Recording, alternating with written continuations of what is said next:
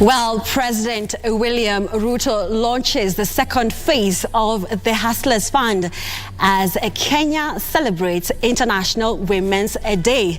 This and much more is coming to you right after this short break. But first, we take you to the highlights.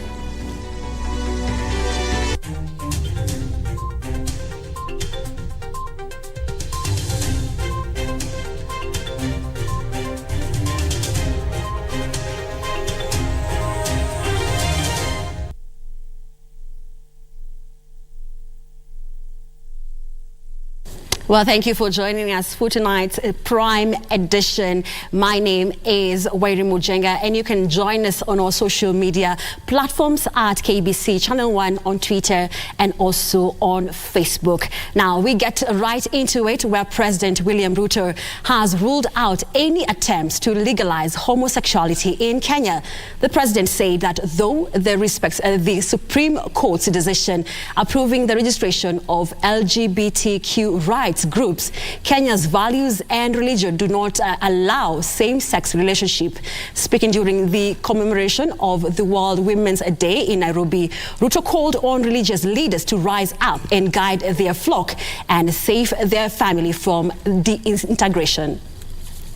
President William Ruto has weighed in on the LGBTQ debate, assuring the nation that he will not allow it. Katika taifa letu la Kenya, tuko na mila, tuko na desturi, tunaheshimu katiba yetu, tunaheshimu madini zetu zote. Hatuwezi kwenda barabara ati ya wanawake kuoa wanawake wenzao, ati na wanaume kuoa wanaume wenzao. Hiyo haiwezekani katika taifa letu la Kenya, jameni. The head of state said he respects the rule of law and the Apex Court decision, but Kenya as a religious country has its own culture and traditions.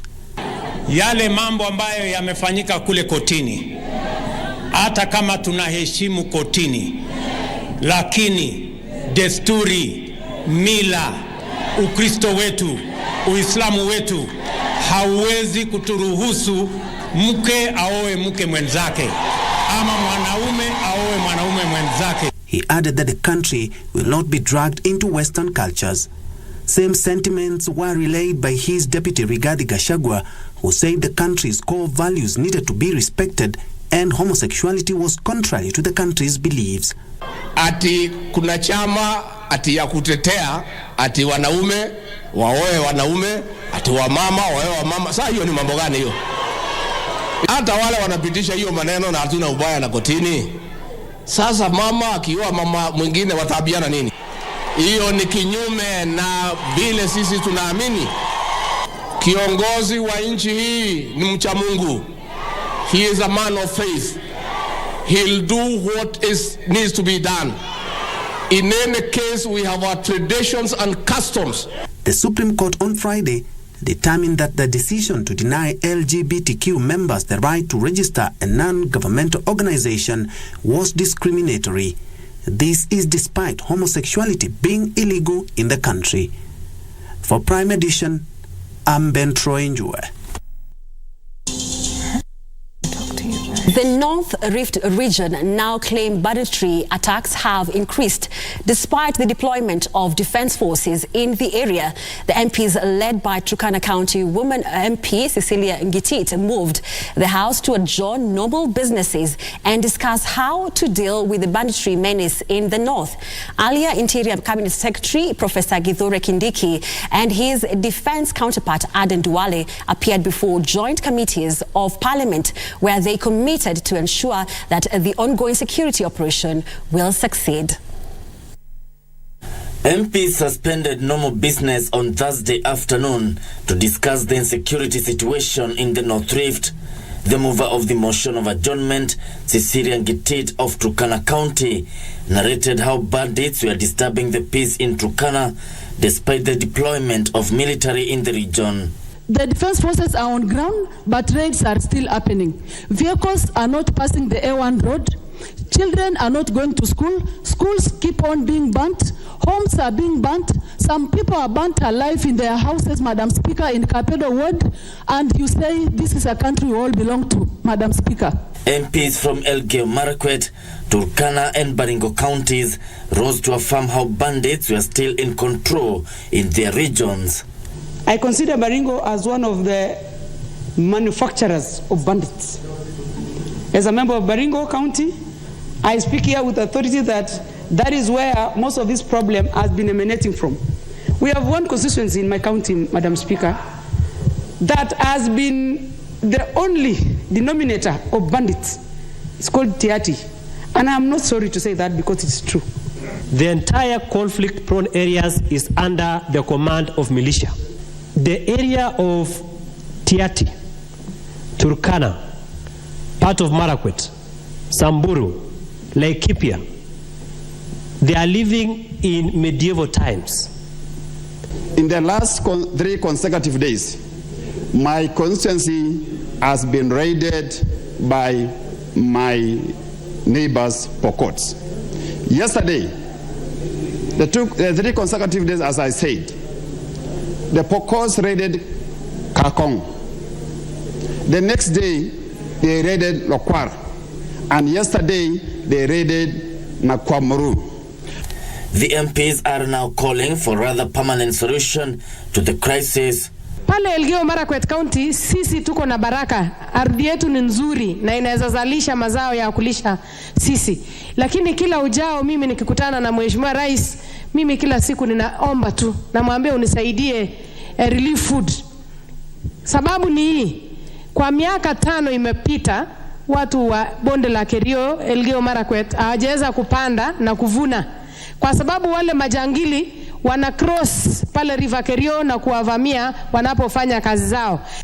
It must take our leaders, the Pokot, the Turkana, all the people who are involved in this matter, it must take them courage to say no to this menace. If you don't do it, and I want to assure you, I am a living example. If you don't do it, forget about these votes. If you don't say no and tell your people that you don't support it, it will continue. Gishuki Washira, Prime Edition. Now, Kenyan entrepreneurs can now access up to 200,000 shillings in loans from the Hustlers Fund to boost their businesses.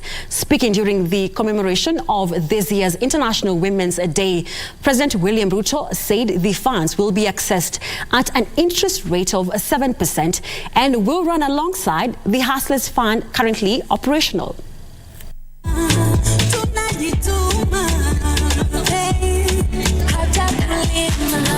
It is during this year's celebrations of International Women's Day that President William Ruto launched the second phase of Hustlers Fund. Maneno ndio hiyo. Bas.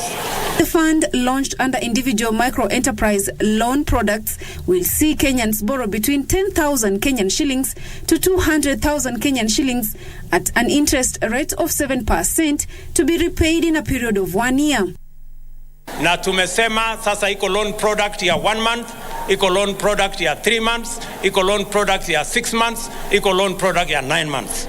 Kulingana na ile biashara wewe unafanya. The president also launched the new modernized Women Enterprise Fund, which will now be easily accessible on mobile phones. This aimed at eliminating bureaucracy or intermediaries. Wale kina mama wote ambao wanashiriki katika hiyo Women Enterprise Fund, saa hizi wakiuliza mkopo wanangojea siku 45. Tumesema kuanzia wiki ijayo, kila mama ambaye kikundi ambaye itauliza pesa, sasa hakuna haja ya makaratasi, hakuna haja ya kujua ni nani atapatiana, hakuna kupeleka form mahali popote. The kitty, which has a total of 97,331 groups, has tripled from 4.5 billion shillings to 13.5 billion Kenyan shillings to accommodate more women. As the country joins the world in marking International Women's Day on 8th March, Equity dominates the voices of women who attended today's event. Reporting for Prime Edition, my name is Zainab Said.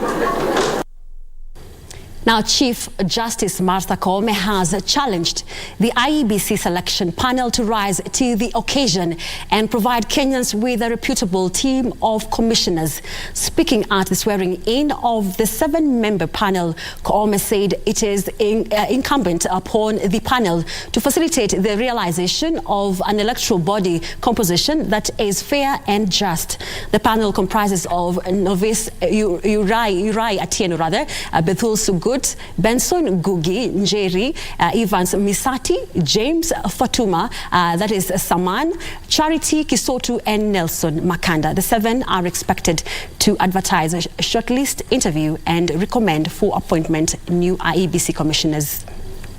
I, Fatuma Saman, do solemnly swear that I will faithfully and fully, impartially, and to the best of my ability discharge the trust and perform the functions and exercise the powers devolving upon me. So help me God. Kenyans are looking upon you to give us the commissioners who will meet the aspirations of Kenyans of ensuring that we have an electoral body that performs their function according to the law. The Kenya Medical Practitioners, Pharmacist and Dentist Union, KMPDU, has announced a constitutional amendment process to establish a health service commission they say will manage critical health personnel for the stability in the health sector and successfully roll out the universal health care coverage in the country. KMPDU Secretary General, that is Daviji Atela, says the union targets to collect and submit 7.2 million signatures to the Independent Electoral and Boundaries Commission, IEBC, by June 2023 in support of the initiative for constitutional changes. Flanked by a section of civil society groups, the Health Workers Union called for an honest audit of the status of the Kenyan health sector 10 years into devolution. We have, for the last 10 years, more than 5,000 doctors, more than 10,000 clinical officers, more than 20,000 nurses who have graduated from different institutions, but then the government has not have any plans to employ them. There's no annual employment of healthcare workers in this country, to the point that if the Kenyans go to the hospitals, they are suffering, they cannot get the services that they need. Among the functions of the proposed Health Service Commission will be to register trained health workers, recruit and employ registered health workers, and assign health workers employed by the Commission for service in any public hospital or health facility in the country. For Kenyans to access healthcare, we need Health Service Commission. This is a rallying call for Kenyans to own the process, for the civil society to own the process, for the association to own the process, so that when you are in any facility that you visit, your constitutional right as per the Article 43 is ensured, that you get the health that you deserve, you get the health care that you need. So that is the discussion that we have had, and we have decided to work together as equal partners in this consortium. KMPDU Secretary General Dr. Davji Atela said an honest audit of the status of the Kenyan health sector 10 years into devolution shows the country continues to face immense challenges in the leadership and governance of a health sector. We need to have a framework that will ensure that healthcare workers are paid their salaries on time, that they don't need to wait for 3, 5, 4 months before getting their salaries, that the money should not come from exchequer to the counties, to development, to loans, and then to salaries. We need Health Service Commission. We have to come to a point that we realize that we should not subject healthcare workers to the politics of the counties, to the point that the functional of healthcare is put secondary to all other functions. And therefore we need a centralized management of health workers, that is Health Service Commission. Despite 24 failed attempts to amend the 2010 Constitution, health workers believe the Commission will go a long way in addressing the many challenges faced by medics in the country. Ben Chumba, Prime Edition. Still on the political front, United Democratic Alliance Secretary General Cleophas Malala is calling on Kenya Kwanza constituent parties to fold and join the UDA party. Malala says the unification of Kenya Kwanza under the umbrella party will position it strongly in efforts to realize the government's development agenda. Newly appointed chairperson Cecily Mbarile said UDA will not fall victim to the mistakes witnessed in the past, and they will go leaps and bounds to ensure the party becomes Kenya's biggest political outfit. I shall be having a consultative agenda with our partners so that they can merge into the UDA party and form one big party. Our objective is to build a perpetual political party with a semblance of the African National Congress of South Africa, the Democrat Party in America, among other parties in strong democracies across the world. We are keen on making sure that the UDA party does not fall in the trap of many other political parties that have fallen on the wayside, even when they had the chance to grow for many, many years. And so we do not want UDA to be a seasonal party. We want UDA to remain the single largest party in the country for years to come. The bigger challenge is to maintain success. We have given and handed over a very successful and the largest political party. They have a much bigger challenge than we had, and that is to maintain the party as successful, as acceptable by the Kenyan, and a party that is accountable in all its processes, a party that is transparent. Now that story takes us to a fast commercial break, but do not go anywhere. We still have more stories lined up for you. Let's take that short commercial break. Lakini kusomesha watoto ni kuwanunulia nguo, ni kuwanunua vile vitu vingine ambavyo watahitaji. Sio wewe uwe mtoto asomeshwa na wewe unakaa havivu hivi bure kabisa. Hatutaki. Mtu aina hiyo si mtu saa ngapi? Mtu ambaye ni mtu binadamu akisaidiwa mtoto akasomeshwa na yeye naye anajitayarisha vile atakavyochukua huyo mtoto, ampatie mahali pa kufanya kazi zaidi na ampatie maisha mazuri zaidi na nguo nzuri zaidi.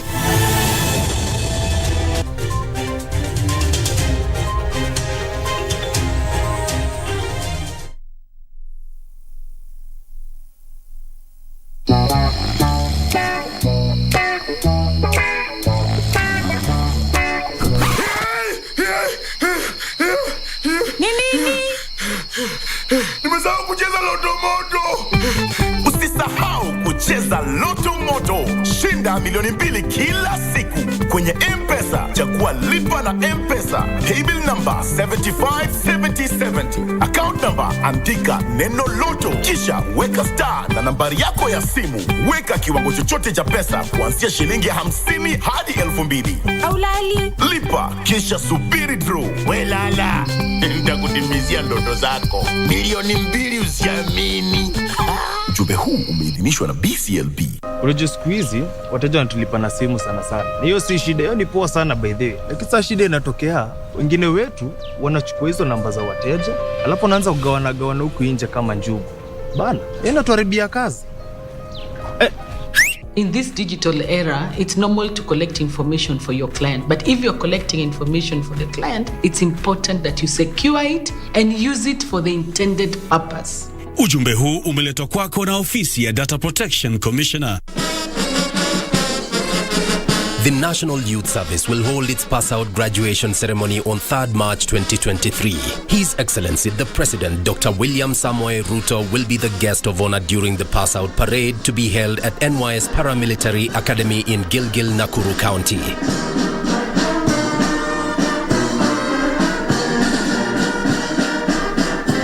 Follow the proceedings live on KBC Channel 1 on Friday, 3rd March 2023 from 10 a.m. NYS, huduma kwa taifa. Programming changes on Channel 1 starting this March. Your favorite entertainment show Grapevine shifts from Tuesday to Monday night at 10 p.m. Join us every Tuesday as we bring you a performance assessment of the national and county governments on Scorecard from 10 p.m. KBC Channel 1, keeping you informed and entertained. Ni kionjo tu cha uhondo utakaovuma pale Sahara City Resort, Tunyai, Tharaka, katika kaunti ya Tharaka Nithi, wakati kikosi kizima cha Mwago FM kitatua kwa burudani hadi che. Ni siku ya Jumamosi, tarehe 4 kuanzia saa 12 jioni hadi saa 12 asubuhi. Wakilisha utabasamu pamoja na watangazaji wa stesheni yetu ya Kimeru, Mwago FM. Pia utapata nafasi ya kutangamana na viongozi wako kama vile waziri wa vijana na michezo wa Tharaka Nithi, Maureen Nyambura, miongoni mwa wengine. Yote ni kwa ushirikiano wa stesheni yetu Mwago FM na Ridhisha Jamii Ventures.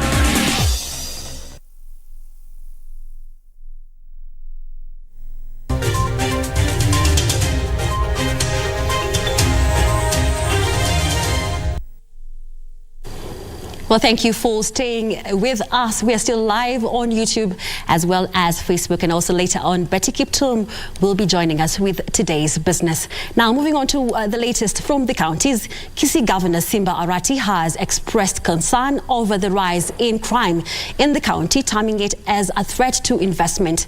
Elsewhere, Taita Taveta County Government has launched an accident and emergency unit at Moi County Referral Hospital to facilitate access to better healthcare during emergencies. Here are the details on this and more in the County News Roundup. Kisii Governor Simba Arati was addressing public service vehicle owners and crew at Gusii Stadium. Kisii Governor, where he cautioned them against wrangles and urged security officers to stem crime in the Central Business District. We are not going to accept this kind of nonsense in town. Maandamano hatukata, hata nyinyi mkiamua kuandamana, mnaandamana hapa nje tu. But not causing harm to people, killing innocent people, maiming people permanently.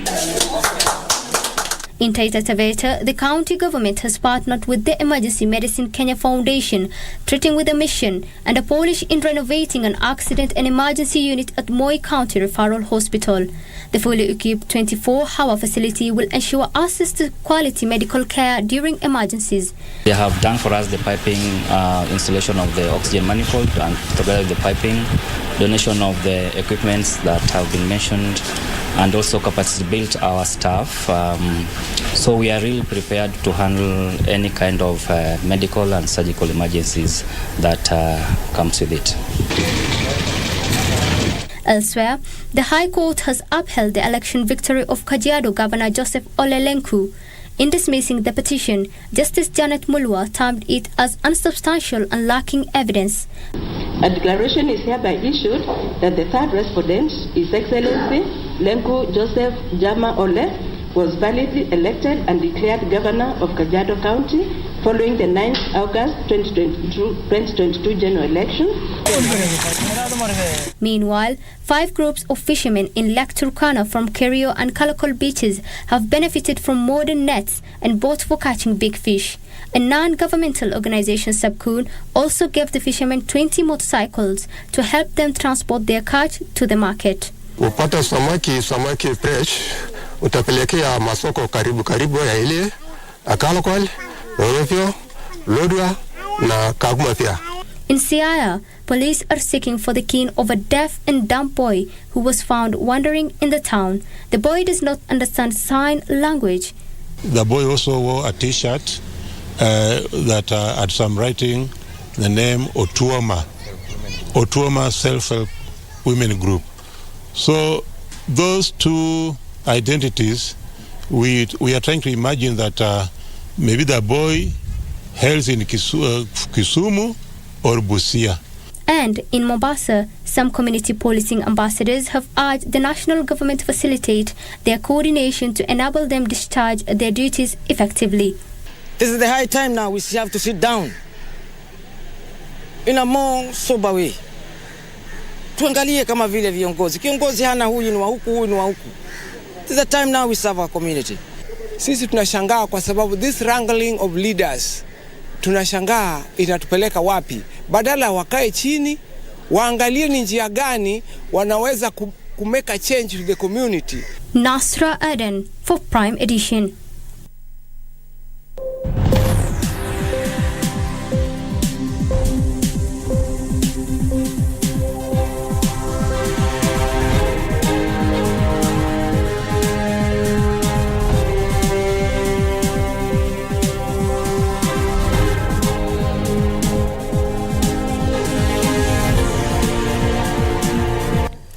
A very good evening to you. Thank you for watching Prime Edition. Time to get the latest in the world of business. My name is Betty Kiptum. Now, the cost of LPG gas could drop by 80% if various interventions promised by the government are implemented. President William Ruto has said the government will abolish taxes on the commodity, which takes up almost 60% of the unit cost. Ruto has also directed the Ministry of Energy to engage with oil dealers to come up with a proposal on how to cut the cost of the 6 kg gas cylinder from 1,300 to 500 shillings in the next month. Despite various policy and legal interventions to drive up the use of liquefied petroleum gas LPG, the numbers have stagnated in the last year, pushing policymakers back to the drawing board. Last year, high fuel prices saw the consumption of LPG gas, which is used by about 24% of Kenyan households, drop by 35%, according to data from the Kenya National Bureau of Statistics. According to KNBS, Kenyans bought 123,150 tons of cooking gas in the 6 months to June 2022, down from 188,850 tons purchased in 2021. Energy experts are warning these numbers could drop further if LPG prices are not regulated. Today, President William Ruto has directed the Ministry of Energy and Oil Marketers to come up with a plan that will lower the cost of a 6 kg gas cylinder from a high of 1,300 shillings to 500 shillings. Mwezi wa 6 sasa tutapanga mpango ya kuhakikisha kwamba kina mama wanatumia clean energy na ili tupunguze gharama ya gas. Tumesema tunaondoa ushuru. Namba 2, ile mtungi mnanunua kuanzia mwezi wa 6, hiyo mtungi itatoka shilingi 2,800 mpaka shilingi 500 ama 300. The president has said the cost of the commodity will be addressed through legal and policy interventions. In January this year, the price of LPG went up by 30%, making it beyond the reach of most Kenyans who turned to kerosene and charcoal as an alternative. Na hiyo kuni na makaa iko na matatizo ya kiafya. Kwa hiyo 70% ambayo tunatumia kuni na makaa, wale wapishi wengi, wale wanatusaidia kupika chakula katika taifa letu la Kenya ni 99% women. Kwa hivyo hiyo magonjwa, hiyo matatizo inawafikia kina mama. Speaking during the relaunch of the Women Enterprise Fund, President Ruto has announced that once the issue are fully addressed, the cost of a 6 kg gas cylinder will cost between 500 shillings and 300 shillings in the next 4 months. This comes barely a week after the president launched the construction of a 30,000 metric tons Taifa gas plant in Mombasa County. The president has also warned illegal gas refillers that their days are numbered, vowing to rid the LPG sector of cartels. I want to tell all the characters involved in illegal filling of gas cylinders that are posing a threat to users of gas cylinders that your days are numbered. Kwa sababu hawa illegal refillers, they must get out of the market. Definitely some good news for the Kenyan right there. Moving on, the Anti-Counterfeit Authority has released goods that were seized at the China Square after establishing that they were genuine and not counterfeit as claimed by a complainant. The authority's executive director, Dr. Mbogwa Njoroge, is urging local manufacturers to register their products to help enforcement agencies in policing those involved in counterfeiting. Here is Andrew Okero with that report.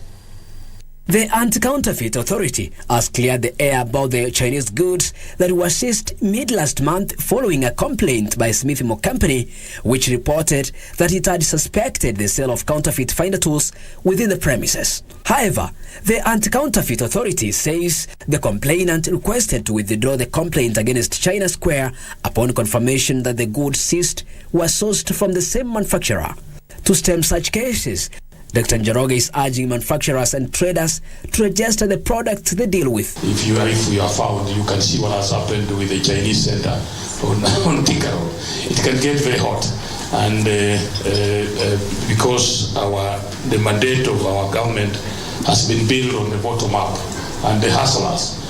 So fighting counterfeit at that level requires a lot of ingenuity and a lot of innovativeness. Ladies and gentlemen, this emerged during the launch of the third Anti-Counterfeit Authority strategic plan that focuses on enhancing strategic repositioning, re-engineer and deliver effective enforcement of intellectual property rights, foster data-driven planning, research and policy, as well as enhance institutional capacity and sustainability. Andrew Kero for Prime Edition. Now, Kenya is working with other regional countries to streamline Africa's information and communication policies. The policy review will deepen Pan-African integration, reduce the cost of internet, and increase access to internet on the continent. ICT and Digital Economy Principal Secretary John Tanui says the ICT reforms will also open up borders and reduce cases of non-tariff barriers. Despite having one of the youngest populations in the world, Africa remains the least connected continent in the world. This has been blamed on low investments in the ICT space, complicated policies and high taxes levied by individual countries. However, some countries like Kenya, South Africa, Egypt, Seychelles, among others, have made major steps towards deepening ICT services in their countries. Experts say Africa should relook at its ICT policy to make it progressive and investment-friendly. This will lay the strong foundation for availing government services online and transforming how we do business. This will equally open great opportunities for our people and enable us to access global opportunities. ICT and Digital Economy Principal Secretary John Tanui says Kenya, together with other African countries, are looking at harmonizing of ICT policies and infrastructure on the continent to support and enhance data sharing. This vibrant legislative and policy framework to ensure we encourage further investments in the ICT sector. So far, 5 regional economic blocs have signed a grant with the European Union aimed at helping review various ICT policies on the continent. How this country cannot have one network. It cannot be easy to do it on the whole continent, but slowly countries who are near can do it, and at a certain moment it can be harmonized at a regional level. However, the absorption rate of this grant remains low at 35%, with the Common Market for Eastern and Southern Africa, COMESA, urging countries to increase their expenditure rates. Benson Rioba reporting for Prime Edition.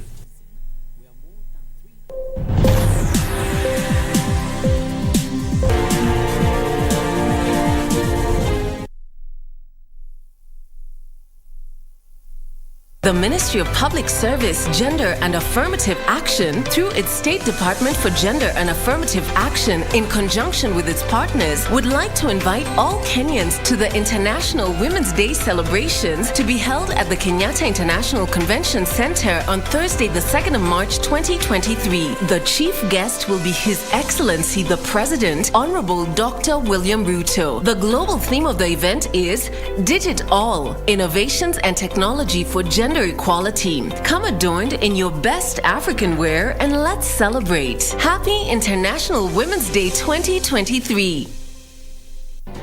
Do you have a news story to share with KBC? Get in touch swiftly on email news@kbc.co.ke or call 0723-892-654 or 0734-780-124.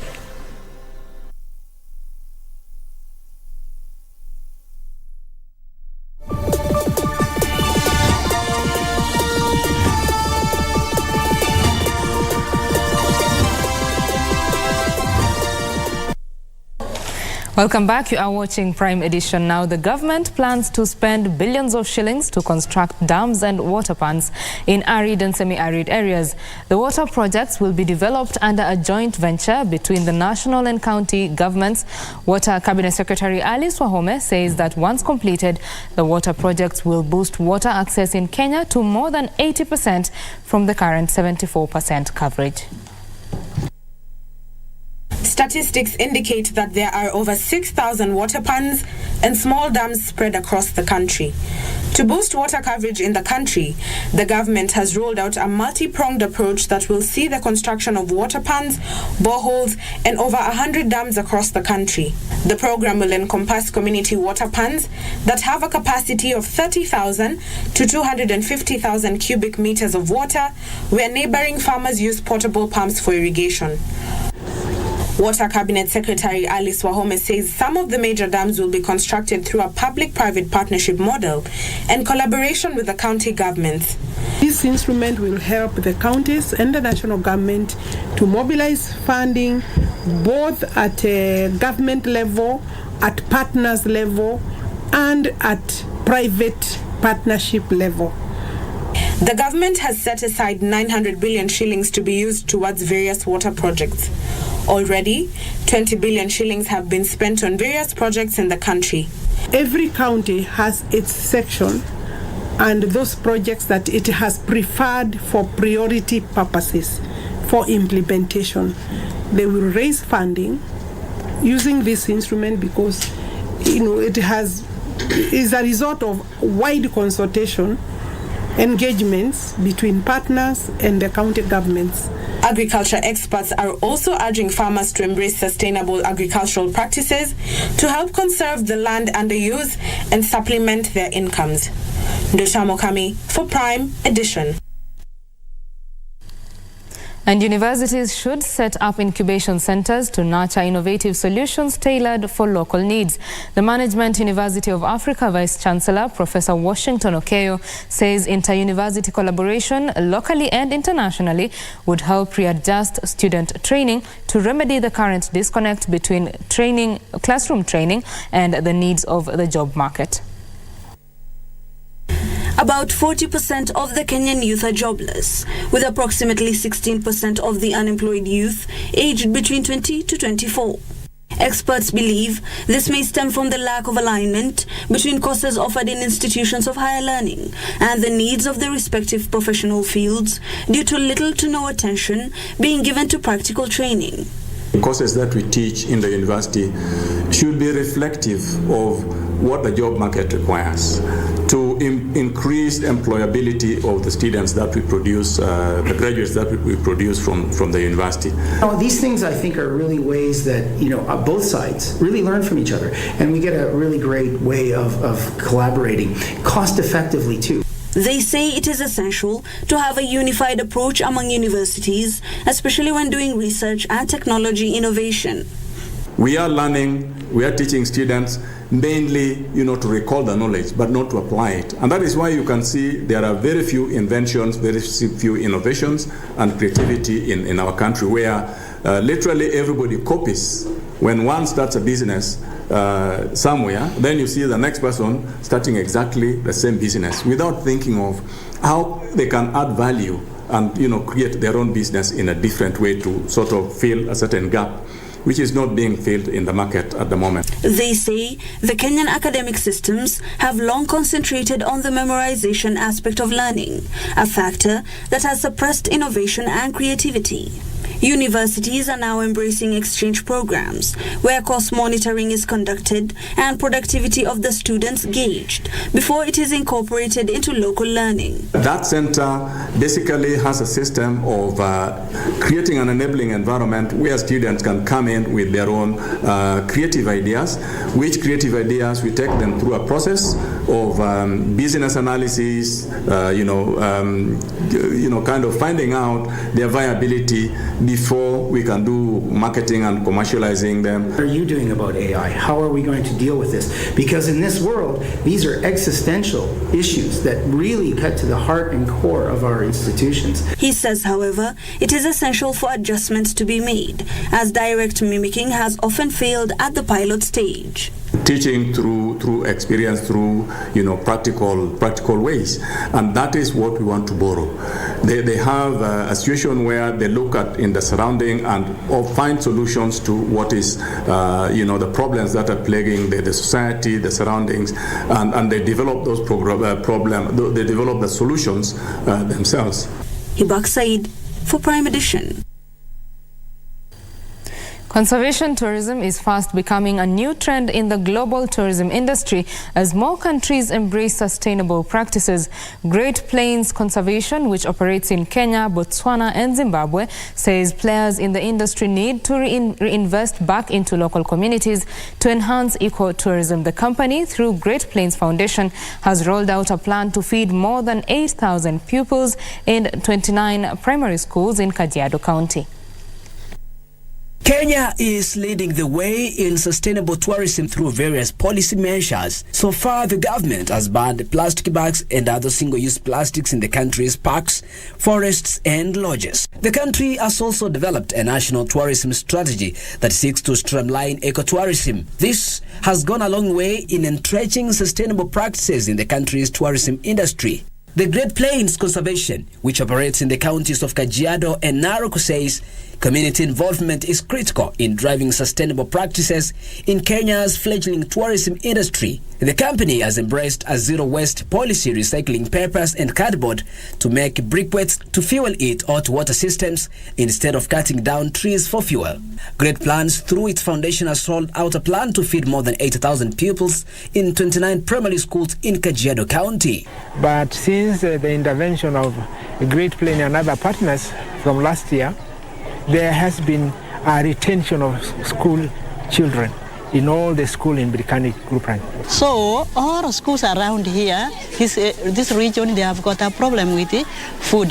So retention of learners in school has become very difficult. Kinyaku Olikone, Great Plains Community Liaison Officer, says the school feed program is aimed at supporting local communities by ensuring a well-balanced diet for learners in the drought-stricken counties of Kajiado and Narok. The mission of the foundation is to make the best practice of world-class conservation with the long-term commitment of environment, wildlife, and local communities surrounding our catchment areas. Andrew Kiro for Prime Edition. Now, the government and the private sector have rolled out a training of trainers program targeting 600 young people who will highlight the immense business opportunities in the energy sector to lure more youth to tap them.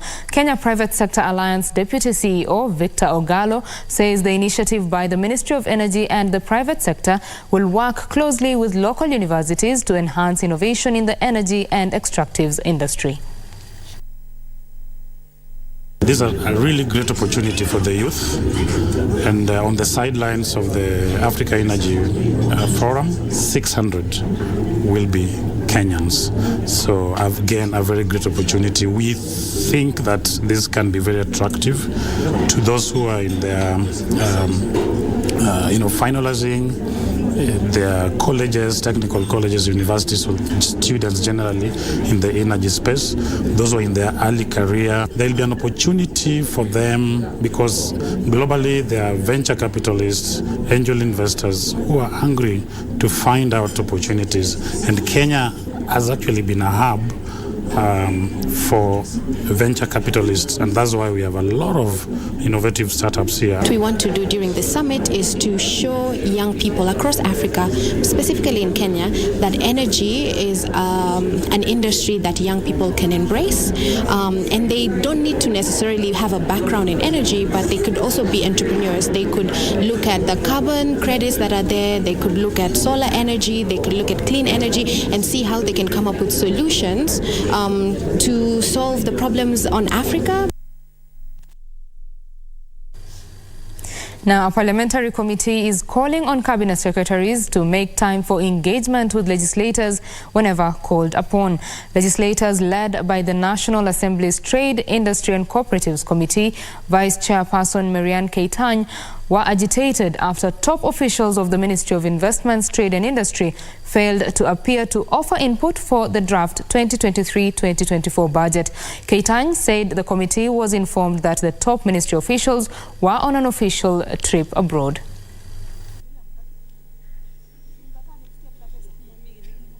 And it's unfortunate that we are starting on a very wrong footing. So I think for us to proceed, CS has to be here. He is the holder of the budget policy statement, and he's the one to present to us the budget policy statement. What is the policy for the ministry, so that we can appreciate that policy, and as oversight, then we can be able to understand and be able to appropriate the monies appropriately for the financial year 2023-2024. This is not something which can be taken very light. It is a development, a recurrent for a full year, which needs to be discussed by Parliament and also by themselves. This being a very serious meeting, which undertakes the entire budget, the entire policies of the Trade Committee, I think he would have given this meeting the priority and the importance it deserves, because we know resources are of essence. CS to skip such an important session, it means how low they rate the sector in their agenda. I'm truly surprised, because without industries, without value addition, without industrialization, this country is not going to achieve Vision 2030.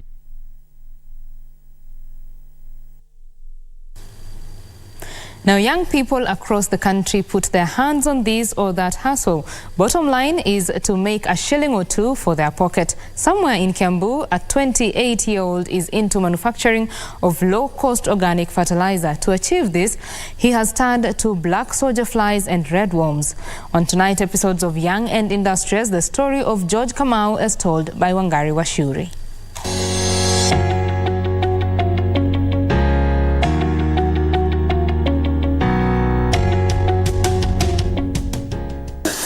A small percentage, because not much of it. Ordinarily, worms are creatures that some, if not most of us, aren't comfortable interacting with.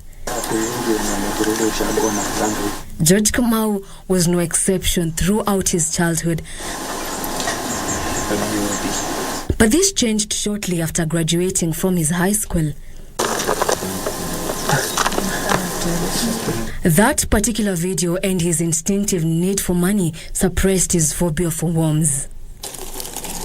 Now, almost 10 years down the line, and Kamau is literally feeding from the worms he will never touch at some point in his childhood. We deal with black soldier flies, we deal with red worms, that is vermiculture and vermicomposting.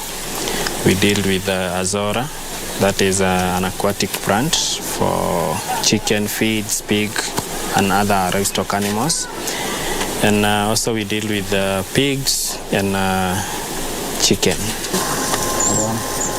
Exactly how does Kamau multiply the worms so as the same can multiply his shillings through organic fertilizer? When you get the worms, you make one of these, we call them the beds, vitanda. Them or tunazizalisha ili ziwe nyingi. Over and above the worms helping in fertilizer making, they also end up being animal feeds, especially when used together with the azolla plant, which is key in proteins for his pigs and chicken. So hapa ndio tunafuga the black soldier flies, which is inatusaidia in terms ya ku produce protein for chicken, pigs and fish. Nothing is standing in the way of Kamau's vision. Never mind that ideally, the black soldier flies and the azolla plant are normally not found in the highlands like Limuru, where his business is located. They are very common in hot areas. So what we have done, that is why we are doing a greenhouse, to try and change the temperatures. So tukizifungia hapa, they get to be productive as compared to tukifanya in the open. Having to improvise a habitat is not the only challenge the 28-year-old has had to face. Yote inabaki ya soko. That is what BSF zinatumia. So at times it gets to be challenging, one, to deal with the waste, and at times also the availability. Kamau says his parents came through for him by allowing him set up his enterprise there, with the Youth Enterprise Development Fund fueling his growth. As part of Youth Fund, we also do, we don't only do lending, we also do marketing and linkages.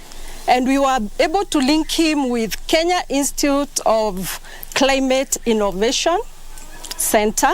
And he was able to get this tuk-tuk as from the people. We gave him a link and he was able to apply and he benefited with this tuk-tuk.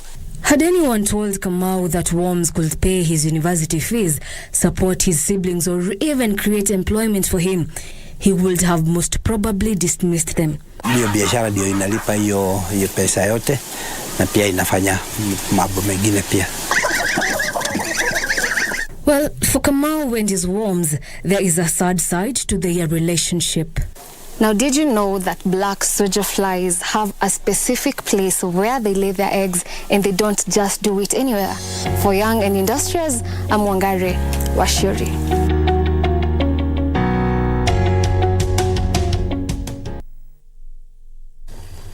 Well, that is Wangari Washiri with that very interesting report there on Young and Industrious, of course, highlighting just what young people are doing in the hustle every other day. That's it for the business news this evening. Of course, Prime Edition continues. Do stay with KBC Channel 1. My name is Betty Kiptum. Do have yourself a good night. Bye-bye.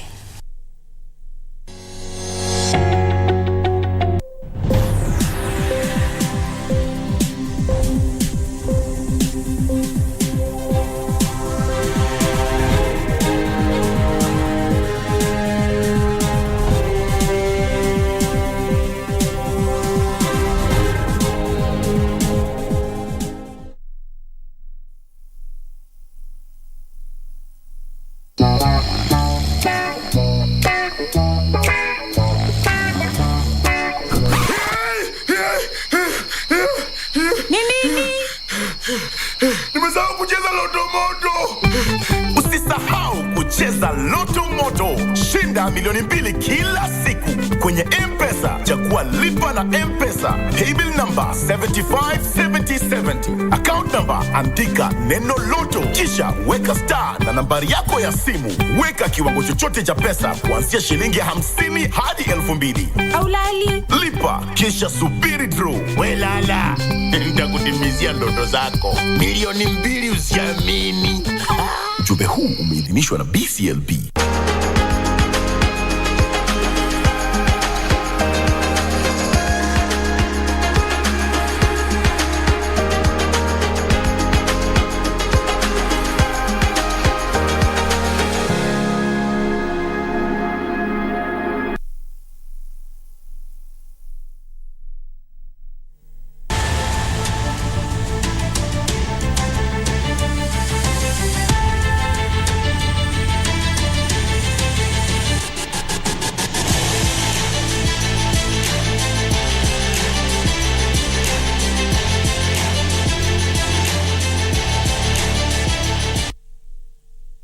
Welcome back. A very good evening to you. Let's now delve into sports matters. My name is Karen Kibet. Now, the Sports Cabinet Secretary Ababu Namwamba on Thursday led the local organization committee and the steering committee in the inspection of the Uhuru Park, where this year's edition of the WRC Safari Rally Championship will be flagged off. The WRC Safari Rally will be held from the 22nd to the 25th of June this year.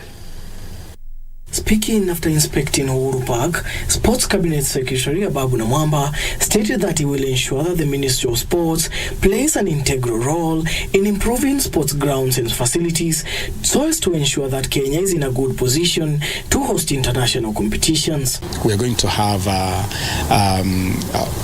thousands of people coming to be part of this rally. But this rally is also going to be beamed to an audience of 2 billion people across the world. Just about 500 million households. So the TV coverage, the global audience that is going to be beamed on Kenya, focused on Kenya, from the 22nd of June to the 25th is immense. Absolutely immense. Ababu also hailed the organizing and the steering committee of this year's WRC Safari Rally for their dedication ahead of the global showpiece. The 2023 WRC Safari Rally is a hustlers rally. And Kenyans should expect to see a very strong local face in this rally. And one of the things we are doing is that we are going to set up what we are calling the Hustler Bazaars. His words were echoed by the chairman of the Kenya Motorsports Federation, Phineas Kimathi, and the chairman of the 2023 WSR Safari Rally, Carl Flash Tundo, who promised to give their best in organizing the event. As a venue to host the 70th Safari Rally, this is part of our heritage. I remember racing up and down here in the old days, so it's keeping some sort of uniform on what we're looking for, so I'm super excited. We want to assure the Kenyan population, people, that we'll do everything possible to make sure that the 70th anniversary of the Safari Rally is a big success. The CS also toured Naivasha and inspected several venues where the competition will be held. This year's edition of the WRC Safari Rally will be held from the 22nd to 25th of June this year. For Prime Edition Sports, I'm Daniel Mwendwa.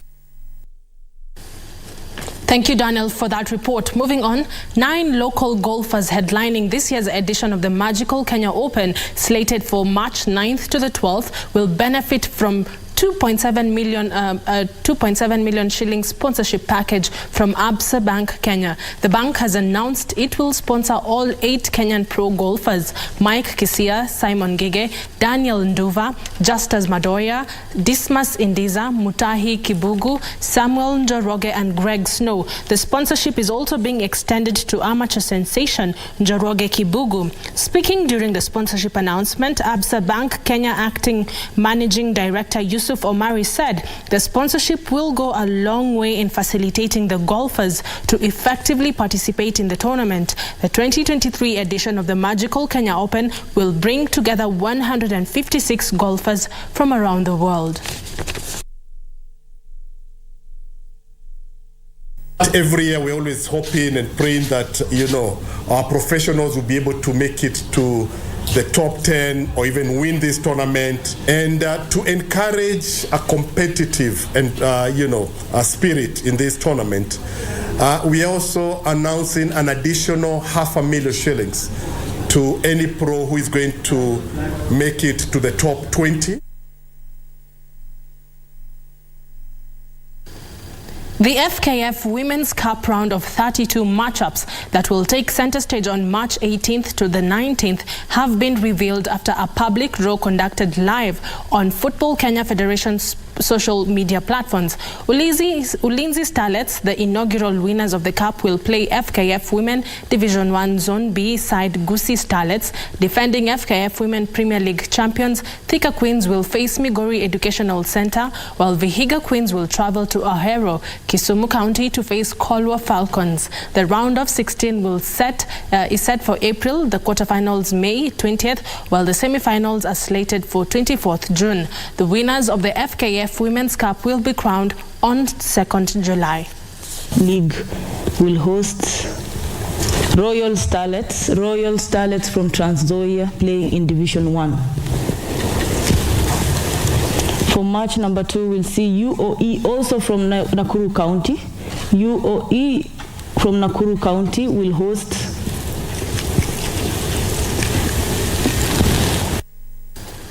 Carabao Cup winners Manchester United came from a goal down to beat West Ham 3-1 in a frantic finish at Old Trafford to book an FA quarter-final tie with Fulham. Meanwhile, Iliman Ndiaye scored a superb late winner as Championship side Sheffield United stand Tottenham 1-0 to progress to the last 8 of the FA Cup.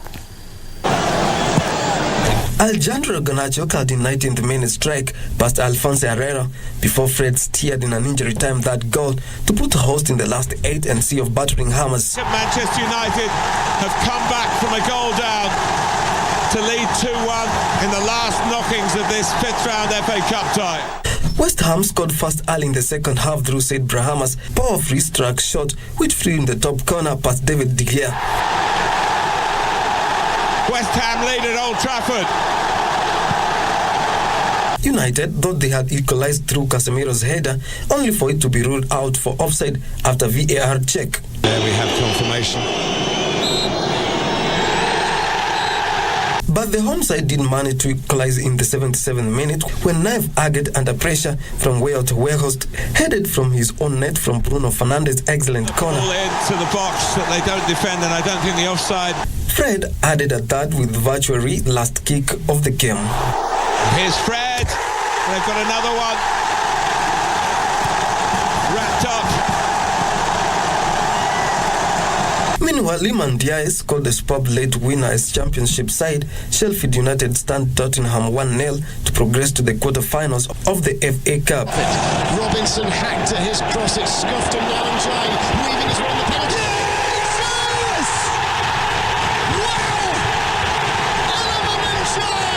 In other matches, Grimsby Town defeated Southampton 2-1, where Burnley stand Fleetwood Town 1-0.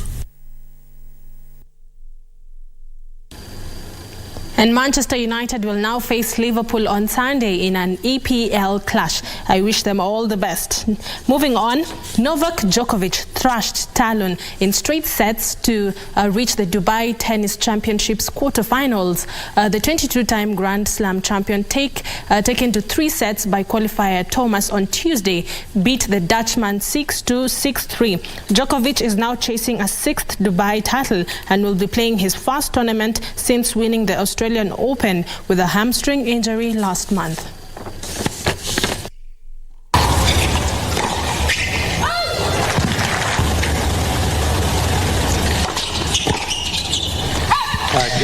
Dobry serwis.